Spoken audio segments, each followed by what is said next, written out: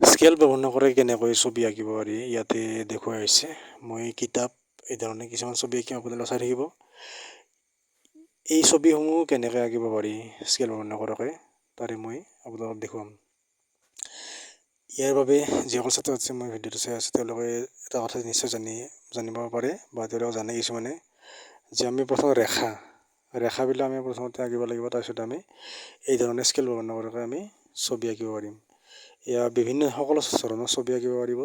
ঘৰ হওক, প্ৰকৃতিৰ দৃশ্য হওক, যিকোনো ছবি হওক, স্কেল ব্যৱহাৰ নকৰাকৈ বা ৰবৰ ব্যৱহাৰ নকৰাকৈ গোলা আকৃতি বা যিকোনো ছবি অনায়াসে আঁকিব পাৰিব, যেতিয়া এই ধৰণে ৰেখাবিলাক প্ৰেক্টিছ কৰে। কাৰণ ছবিত দিছে ৰেখাটো মেইন, আগতে ভিডিঅ'টো কোৱা হৈছে। সেই ৰেখাৰ মতে যেতিয়া ছবিসমূহ প্ৰেক্টিছ কৰা তেতিয়া অতি সহজে অঁকা হয়, আৰু সেইকাৰণে ৰেখাসমূহ সদায় নিয়মিত প্ৰেক্টিছ কৰিব লাগে। আৰু আৰম্ভণিতে ৰেখাবিলাকে শিকোৱা হয়, সৰল ৰেখা, বেকা ৰেখা, এই ধৰণে তিনিকোণীয়া আকৃতি, চাৰিকোণীয়া, পঞ্চভুজ, ষড়ভুজ, ত্ৰিভুজ, এই ধৰণে এইবিলাক ৰম্বাছ, আয়তক্ষেত্ৰ।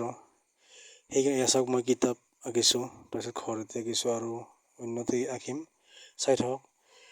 এই ধৰণৰ ভিডিঅ' আৰু মাজে মাজে বনাম বাৰু কিছু এই ধৰণৰ ৰেখাৰ লগত বা এই কেনেকৈ হেৰি কৰিব পাৰি, মানে ৰেখাৰ স্কেল ব্যৱহাৰ নকৰাকৈ কেনেকৈ, সেই ধৰণৰ আৰু বনাম ভিডিঅ'।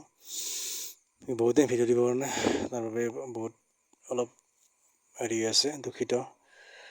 তথাপিও মাজে মাজে ভিডিঅ' দিম বাৰু। এইয়া এনেকৈ পেঞ্চিলটো সদায় দূৰত ল'ব লাগে, দূৰত লৈ এনেকৈ আঁকিব লাগে। আৰু আগতে এটা লক্ষ্য কৰিব লাগে, মানে একেলগে আঁচডাল টানি দিব নালাগে।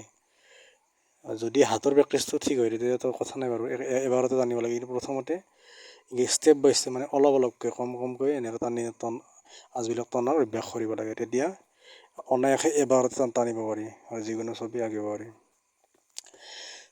এয়া ভিডিঅ'টোত মই কেজুৱেটত ষ্টেপ বাই ষ্টেপ টানিছোঁ, মানে আধাকৈ আধা টানিছোঁ এনেকৈ, আৰু কিছুমান ডাইৰেক্ট এডাল টানি দিছোঁ। কাৰণ যিহেতু বুজাত সুবিধা হোৱাৰ কাৰণে যিটো ভিডিঅ'টোত যাতে সকলোৱে বুজি পায়। কিন্তু প্ৰথমতে এবাৰতে টানিলে মানে অলপ বেকা বেকি হৈ যাব, আৰু সেইকাৰণে যেতিয়া অনায়াসে এনেকৈ অলপ কমকৈ টানিব, অলপ ৰৈ এনেকৈ অলপ ৰৈ টানিলে তেতিয়া বস্তুটো এবাৰতে টানিব পাৰি। কিন্তু প্ৰথমতে এবাৰতে টানা প্ৰেক্টিছ কৰিলে অলপ মানে বেকা বেকি হৈ যাব।